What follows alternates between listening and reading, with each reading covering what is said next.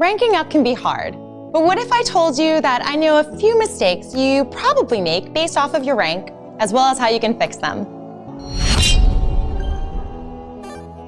Hello, Summoners, and welcome back to yet another ProGuides video. My name is Steph Woodburn, and today we're going to be going over one major mistake that is holding you back in every rank. Improvement is very important to everyone in our ProGuides family, and being able to identify what mistakes you're making helps the improvement process so much. However, it's extremely common for players to not be able to identify their own opportunities for improvement. And at the end of the day, you don't know what you don't know, and sometimes you need a small push to help you identify these errors so that you can begin your learning process. For today's question of the day, what is one tip you would give to a friend ranked lower than you? Be sure to leave us the answer in the comments down below. Alongside this video, here at ProGuides, we can offer that extra nudge you may need. Whether it's a small push in the right direction or a full-on coaching plan, when you join the ProGuides family, we've got you covered with on-demand 24/7 coaching from some of the top players on the ladder, as well as specially curated courses developed by some of your favorite pro players. We also have a VOD review feature in which you submit a replay and get a personalized, in-depth analysis created specifically for you. So let's start learning and get into the video. To start off the video, let's break down what we're going to achieve. With this list, we're going to list a common mistake that most people in this rank tend to make, as well as how you can fix it. Keep in mind, not everyone makes these mistakes, but being able to see what players above you need to work on can help you get a step up on the learning curve. In Iron, many players are still relatively new to the game and haven't directed much time into the focused improvement of their skills and overall understanding of the basics within the game. With this being said, one of the biggest mistakes seen in Iron is the inability to CS or simply not understanding the value of CS. At a basic level, CSing is just hitting minions to gain gold. Many Iron players don't have a great understanding of how valuable this gold is and how missing CS can very quickly accumulate and end up with you missing an extreme amount of gold. Let's dive into this a bit more with some basic math. Ranged minions or caster minions are worth 14 gold each, and there are 3 of them per wave. Melee minions are worth 21 gold each, and there are 3 of them per wave. Cannon minions are worth 60 to 90 gold, depending on the game time, and spawn within every 3 to 1 wave depending on game time. Generally, the wave around 15 minutes is worth about 147 gold on average. With these numbers in mind, most players in Iron tend to average around 2 to 4 CS per minute. That means at 10 minutes, compared to a higher ELO player, they have missed around 40 to 50 CS, which is around 800 plus gold. For item spikes, this can be a massive difference in who wins lanes due to just being overall stronger. Now that we've covered just how much of an impact CS can have, let's go over how to improve it. The best way to improve your CSing numbers in Iron is simply to practice. This means dedicating a few minutes every day or every gaming session to just CSing and practice tool. A very basic improvement would involve you farming for 10 minutes and trying to farm as much as possible, then writing it down and working on it again the next day or session. This can be broken down into multiple levels of difficulty. Difficulty 1, you CS with damage runes, the small runes, by a Doran's Blade or Ring, and you're allowed to use abilities to CS. Difficulty 2, you CS with damage runes and by a Doran's Blade or Ring. Difficulty 3, you CS with nothing but basic attacks, no items, no abilities, no damage runes. In Bronze, many players have a basic concept of the game understood and know their goals for the game as well as a basic understanding of CS. However, many Bronze players don't actually know the purpose of their roles. They tend to play what they want and play towards the overall goal of ending the game by taking turrets and killing the Nexus. Every role has a specific purpose that they fulfill in a team setting, and being able to identify your purpose and how to best apply it is the best way to make sure you're doing your part in guiding your team to victory. Let's go through the basic purpose of each role, as well as how to best accomplish this. Top lane is a very 1v1 lane in low elo. Its purpose is to either provide the team with a tank or with a bruiser split pusher. Overall, you're going to be helping your team either directly or indirectly. As a tank, your goal is to not die top lane and group with your team mid-game and look for team fights. In these team fights, you're going to be the giant boulder that should be a constant pain for the enemy as they try to kill you and move past you to kill your team. As a bruiser, you're looking to farm and maybe get some kills top lane and use your lead to fight with your team. Unlike a tank, you're not only a nuisance in a team fight, but you're a powerful force that can shred tanks so that your team can run past and kill the enemy. As a split pusher, your goal is to not fall behind early and farm so that later in the game you can be a force to be reckoned with. Sure, sometimes you can pick up kills, but it's best to not fall behind as a split pusher. Your goal is going to be constantly pushing for turrets on the opposite side of the map while your team goes for objectives. This means you need to be stronger than the enemy top laner, as it should mean that the enemy has to decide. They will either have to send 2 or more players to kill you, or else you take a turret and maybe more. Jungle is a pretty PvE role early on. Your focus as a jungler is to farm, look for ganks, and take objectives. As a jungler, your job is to get your team ahead either by killing the enemy jungler and taking their jungle camps, or by ganking lanes and getting your team kills. Alongside this, you want to take objectives such as Herald or Dragon in order to provide your team with a way to earn gold and bonus effects.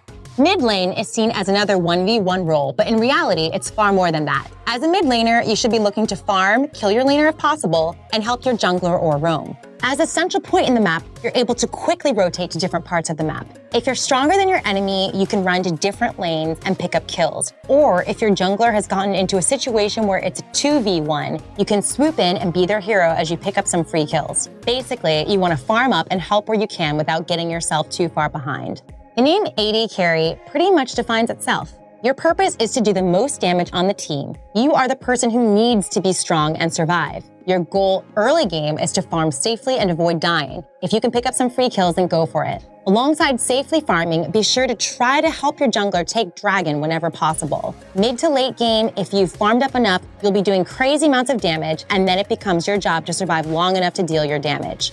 This is another role defined by its name. As support, your overall role is to help your team out, specifically your ADC. Your primary goal should be to keep your ADC alive, and beyond that, you want to help out anyone on your team if possible. Also, your job is to provide vision for your team so that they don't walk into the fog of war and get assassinated. Try not to ward alone. In a nutshell, you're the one giving your team vision and providing peel for anyone who needs it, especially your carry. Silver is where the advice of one-tricking truly blooms. Many silver players have the knowledge of most iron and bronze players, but they don't truly know their champions, or beyond that, they just play too many. The best remedy to this, and it sounds like a broken record, is to one-trick a champion. One-tricking a champion is extremely beneficial because it allows you to know every small thing about your character, as well as how to win every matchup. When you're going versus someone who doesn't one-trick a champion, and you do, you'll know how to properly play the matchup every time so that you come out on top. This also allows you to focus on other aspects of your play once you've mastered the champion. The best way to execute one-tricking is to pick something good in your role. Playing your infamous Soraka jungle as a one-trick won't yield consistent results. Also, make sure you have fun with your character, as it's someone you're going to be spending quite a lot of time with. Once you've decided on your champ, continue practicing them in games and look up guides for them, or even watch high elo players that one-trick your champ. If necessary, make a sticky note of what you've learned about mechanics and matchups that you can remind yourself. In addition to this, ask yourself why certain things are done so that you can truly understand the character. For example, why does Jinx max Q first? Or why does Riven hold her Q for so long, etc. This is a long-term commitment that will heavily pay off in the long run.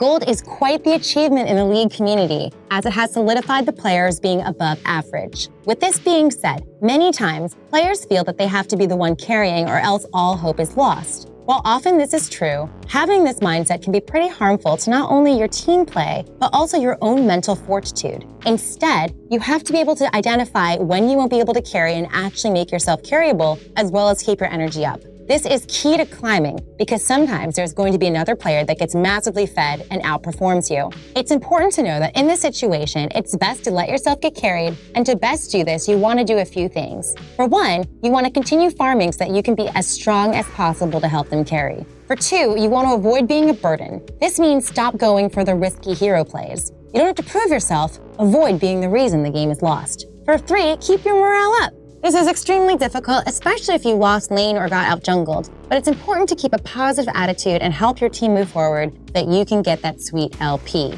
So you finally reached Platinum. This is the rank where many players have a fairly complex understanding of the game, but are still missing a few key aspects. One of the most major ones being wave management. While we can't completely cover wave management in this video, we'll be going over the 3 basic wave states and a very simple definition of them. For a more complex and in-depth guide, we recommend you to watch the only wave management guide you'll ever need. First off, we have freezing. This is where you keep a certain amount of minions alive in order to keep the wave where it is. It tends to be used to avoid being ganked or to zone off the enemy if you're strong enough. Then we have slow pushing. This is where you have slightly more minions than the enemy and only kill a few of the minions each wave than just last hit. This technique is used to force the enemy to stay in lane, either to stop them from recalling or forcing them to decide if they want to CS or if they want to help their team in a fight. Finally, of the basics, we have fast pushing. Most people do this anyway, but it's where you use your abilities and basic attacks to kill all of the enemy minions as fast as possible. This tends to be used to crash a wave at the enemy turret or generate fast pressure. Ah, Diamond, the top 1% of players in most regions. This rank is fairly high up, and you've gotten an understanding of the game to an amazing level. That being said, this rank is all about refining your skills and filling in the gaps. Many Diamond players tend to be missing a few key aspects of play that they either don't understand or don't use. This is the rank where your main goal is to figure out what you're missing and completely working on refining that skill and getting it into tip-top shape, as well as using it fairly consistently throughout your play. This role isn't as much about learning new things, but more so advancing your knowledge of what you already know. Masters Plus are a category of ranks that are the absolute highest levels of play in League of Legends. These tiers can't really be broken apart for improvement, but there is a general consensus on the difference between each tier. This difference is overall skill as well as consistency. Improving in these ranks is all about fixing your consistency and truly mastering every skill you have learned. These are players that know the most about their role and champions and can execute properly most games. These ranks are all about consistency. For example, a Diamond player will play at their peak level of play, maybe around 3 out of 10 games. A Masters player will play at their peak around 5 out of 10 of their games. Grandmaster will perform at around 7 out of 10 games, and Challenger players will perform at around 9 out of 10 games. That means that not only are they more skillful, but they are far more consistent at their absolute best. To improve in these tiers, you have to develop discipline and an understanding of your flow state, as well as how to teach yourself to become consistent. Many players improve this by reminding themselves of goals they have set and only playing a few games a day. Overall, using these tips together, even in just a few of your solo queue games, should be enough to make a massive difference. Remember that not everyone struggles with these mistakes and may not find the tips for their rank to be beneficial. With that being said, take a glance at those ranking above you and use that to push yourself onward. That's all for the video. Thank you so much for watching. Be sure to like, comment, and subscribe. And also, don't forget to check us out at ProGuides.com. Once again, I'm Steph Woodburn, and I'll see you all in the next one.